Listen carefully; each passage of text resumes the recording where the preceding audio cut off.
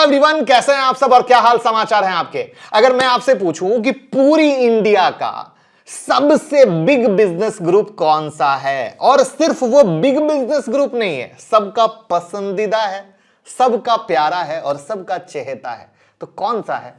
Comment box में जल्दी से बताइए। देखते हैं कौन कौन लोग सही नाम गेस कर पाते हैं। मैं बात कर रहा हूं टाटा ग्रुप की पावर कंपनी टाटा पावर की। इंडिया की टॉप पावर कंपनी में से एक टाटा पावर 12 मई 2020 ₹27 से लेकर 7 अप्रैल 2022 तक 298 रुपीस यानी 1003% का रिटर्न कितने दिनों में? जोड़ लीजिए।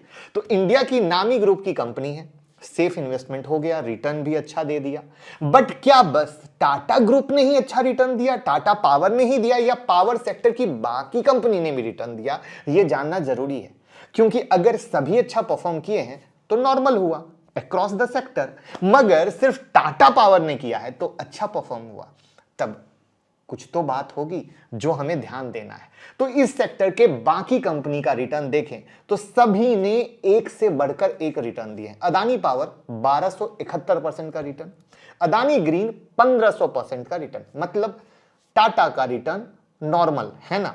मगर रुकिए, बात यहां खत्म नहीं हुई है।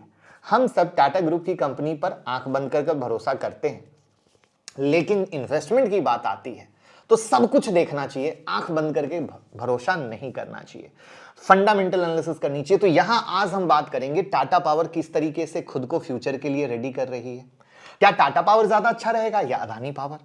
हम बहुत कुछ बताने वाले हैं जो शायद आपने सुना भी ना हो, तो वीडियो को लास्ट तक देखिएगा। साथ में मैं आपसे जानना चाहूंगा, आपको कौन सा स्टॉक पसंद है, टाटा पावर या अदानी पावर? कमेंट में बताइए। तो मैं मुकुल अग्रवाल आपका आप ही के YouTube चैनल में स्वागत करता हूं, और 11 दिसंबर को आपका भाई देने जा रहा है आपको एक छोटा सा तोहफा। वो तोहफा ये है कि लखनऊ में होने जा रहा है stock market mega financial freedom event, जहां हम स्टॉक मार्केट की हर एक बारीकी आपको सिखाने वाले हैं। आपको लखनऊ में जुपिटर हॉल में, इंदिरा गांधी प्रतिष्ठान में 9 बजे से 5 बजे तक चलेगा, जहां मैं तो सिखाऊंगा ही, इंडिया के दिग्गज लोग भी आपको सिखाने वाले हैं, बिल्कुल फ्री ऑफ कॉस्ट, क्योंकि ये आपके भाई का प्यार है।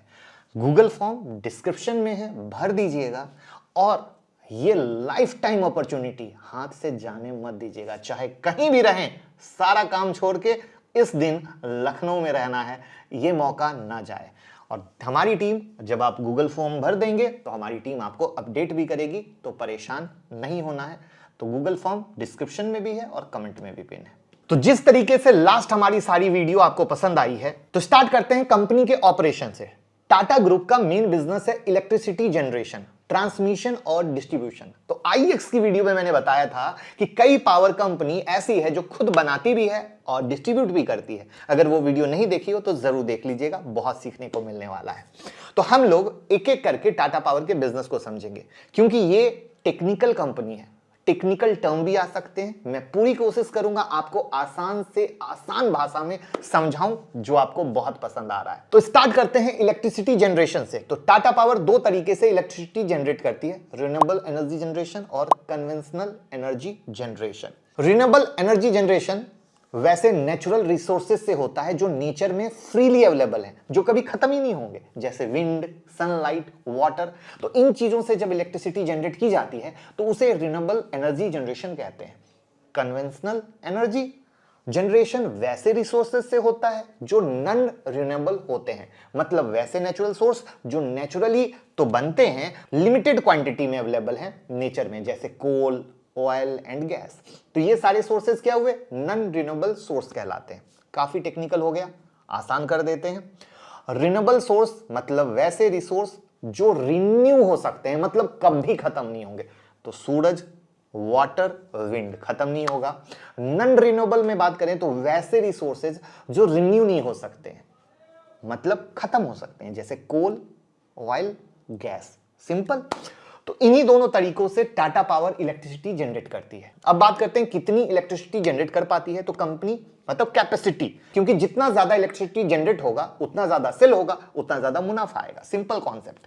तो टाटा पावर की इलेक्ट्रिसिटी की बात करें तो रिन्यूएबल एनर्जी से 3400 मेगावाट इलेक्ट्रिसिटी जनरेट करने की कैपेसिटी इंस्टॉल है।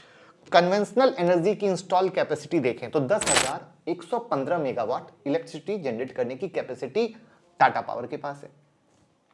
अगर मेगावाट वर्ड सुनकर कंफ्यूज हो रहे हैं तो मैं आपको बता दूं कि ये एक यूनिट है मेजरमेंट की। जैसे हम 1 केजी 2 केजी 250 ग्राम 100 ग्राम मेजर करते हैं ना, या 1 लीटर 2 लीटर, बस उसी तरीके से। तो ठीक उसी तरीके से इलेक्ट्रिसिटी का मेजरमेंट है मेगावाट गीगावाट होता है। तो 1000 मेगावाट मिलके 1 गीगावाट बनता है, ठीक वैसे ही जैसे 1000 ग्राम मिलके 1 किलोग्राम बनता है। अब तक हम लोग टाटा पावर की इलेक्ट्रिसिटी जनरेशन कैपेसिटी जान चुके हैं।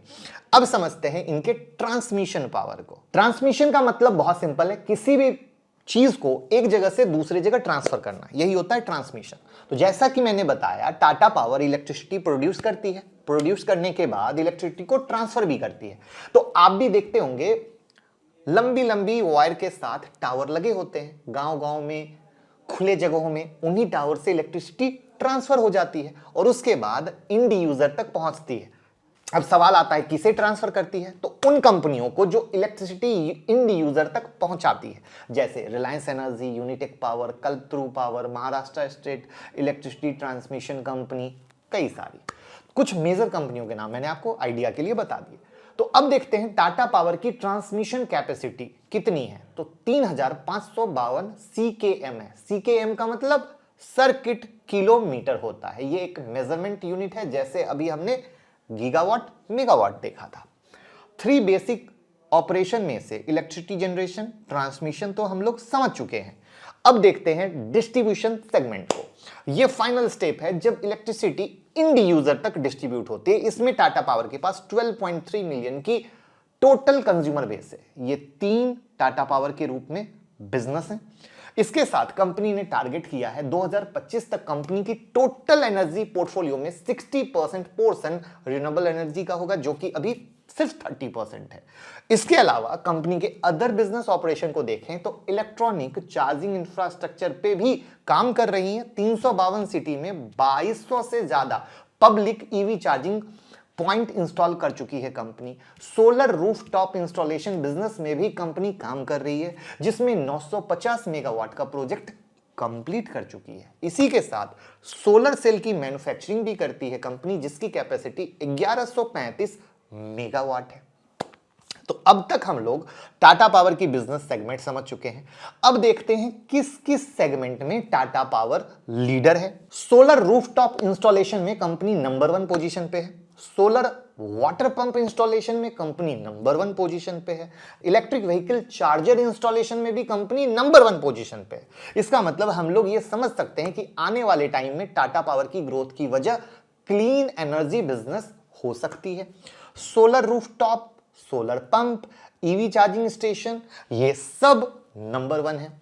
टाटा पावर की ग्लोबल प्रेजेंस देखने की बात करें तो इसके जॉर्जिया, भूटान, जाम्बिया में हाइड्रो वाटर प्लांट है, इंडोनेशिया में थर्मल और कोल प्लांट है, और सिंगापुर, मॉरिशस, साउथ अफ्रीका में इनके ऑफिसेज है। कंपनी के सेगमेंट वाइज रेवेन्यू कंट्रीब्यूशन की बात करें तो इनके पास 37% revenue non renewable energy generation से आता है, 16% रिन्यूएबल एनर्जी से आता है, 46% ट्रांसमिशन से और डिस्ट्रीब्यूशन से आता है, और 1% revenue solar rooftop EV charging से आता है। यानी देखो आप, ईवी से अभी कम आ रहा है, रिन्यूएबल से कम आ रहा है, जिसको इनको आगे बढ़ाना है और जिस पे काम कर रहे हैं। राइट है ना? ये दिमाग में रखिएगा, क्योंकि लास्ट में ये मैं लाऊंगा।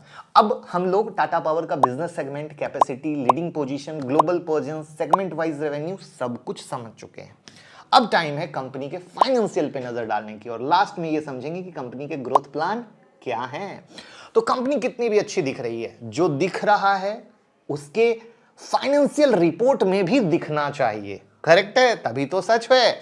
तो टाटा पावर की सेल से स्टार्ट करते हैं। मार्च 2021 में कंपनी की सेल थी 32,703 करोड़, और मार्च 2022 में सेल थी 42,816 करोड़। परसेंटेज वाइज 30.92% का राइज एनुअल सेल में। मार्च 2021 में ऑपरेटिंग प्रॉफिट था 6,956 करोड़, और मार्च 2022 में ऑपरेटिंग प्रॉफिट था 6,663 करोड़। परसेंटेज वाइज 4.21% का फॉल। अरे भैया ये कैसे हो गया? सेल बढ़ा 30%, ऑपरेशन प्रॉफिट गिर गया 4%। इसको समझने के लिए कंपनी के एक्सपेंस को देखना होगा। तो चलिए चलते हैं, लेकिन लाइक का बटन तो दबाया नहीं होगा। फटाफट दबा दीजिए। बहुत मेहनत लगती है ऐसे कंटेंट को बनाने में कि आपको आपकी आत्मा तक घुस के समझा दे, है ना।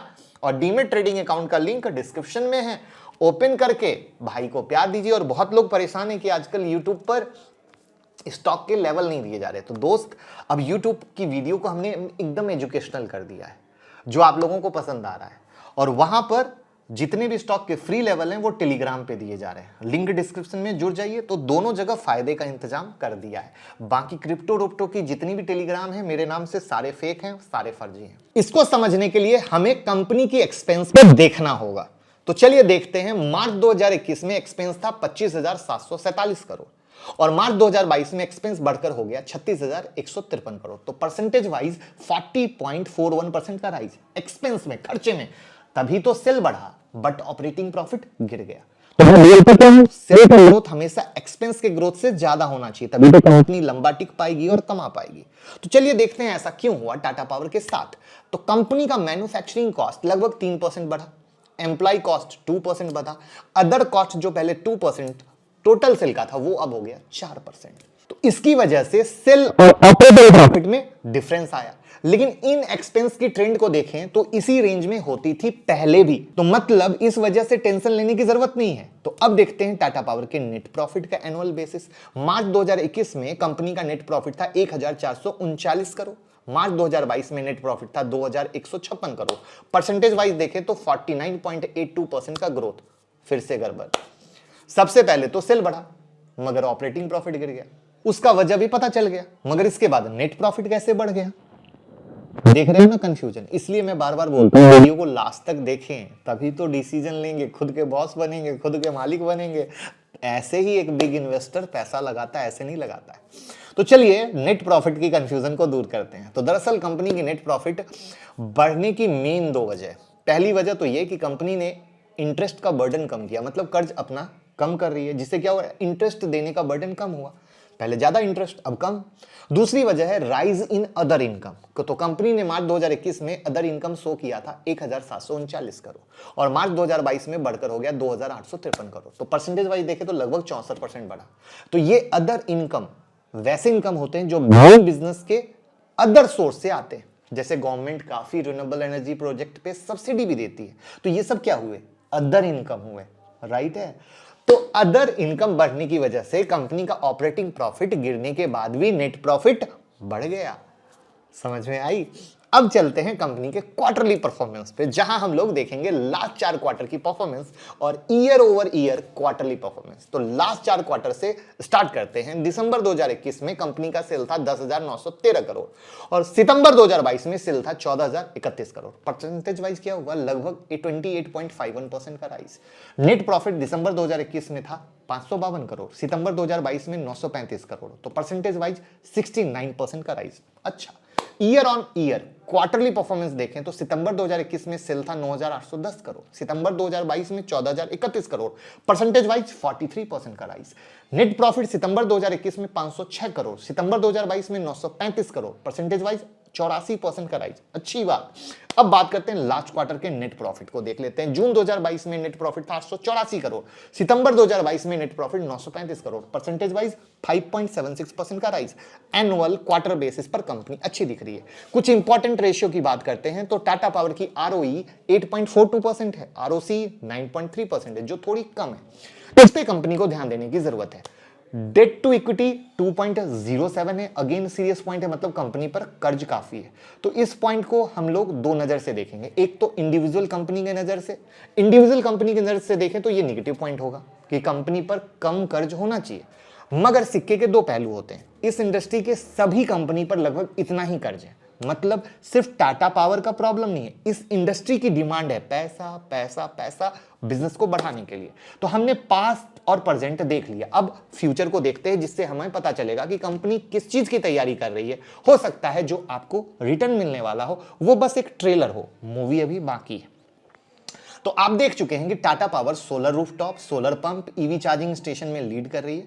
कंपनी अपनी रिन्यूएबल एनर्जी की वी कैपेसिटी बढ़ाने वाली है और ये सारी चीजें एनर्जी ट्रेंड को फॉलो कर रही है।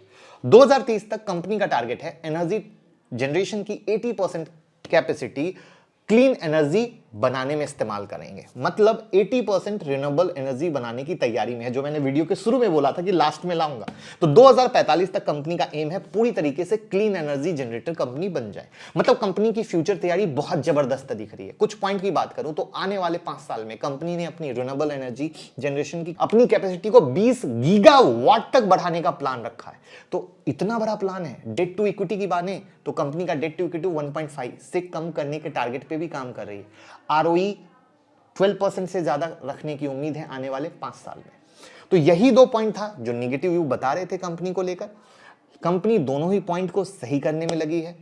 तो उम्मीद करूंगा सब क्लियर हो गया होगा। कोई सवाल अगर उसके बाद भी बच गया है तो कमेंट में बताएं। अब पॉइंट को समराइज करते हैं। तो हमने टाटा पावर के बिजनेस प्लान को समझा कि किस सेगमेंट से कितना रेवेन्यू कमाती है, कंपनी को देखा, ग्लोबल प्रेजेंस को देखा, फाइनेंशियल रिपोर्ट को डेप्थ में समझा, कंपनी के फ्यूचर प्लान को समझा। तो मोटा मोटी पास्ट, प्रेजेंट, फ्यूचर सब कुछ देख लिया। अब सबसे इंपॉर्टेंट सवाल, इन्वेस्टमेंट करें या नहीं, या फिर ये कहें कि आपका सवाल है कि इन्वेस्टमेंट कब करूं। तो चलिए इसके लिए हम कुछ वैल्यूएशन को समझ लेते हैं। पी इंडस्ट्री का 21 है, टाटा पावर का पी 28 है, तो ओवर प्राइस बता रहा है। दूसरा रेशियो होता है पीईजी रेशियो, जो मैं ऑलरेडी आप लोगों को सिखा चुका हूं। तो टाटा पावर की पीईजी 3.18 है, अगेन ओवर प्राइस्ड है। मतलब क्या है, ऑलरेडी वन टाइम इसने बहुत अच्छा रिटर्न दे दिया है, क्योंकि ये बहुत अच्छे तरीके से काम कर रहे थे उन सारी चीजों के मद्देनजर। तो यानी जो स्टॉक गिरता है तो वो आपके लिए एक मौका हो सकता है, जहां पर उस गिरावट में आप एक सही प्राइस में अपनी स्टडी करते हुए आप इसको देख सकते हो। तो कैसी लगी एनालिसिस कमेंट में जरूर बताइएगा, और प्यार दीजिएगा और शेयर कीजिएगा, जिससे सब सीखें, सब कमाएं। जय हिंद, जय भारत।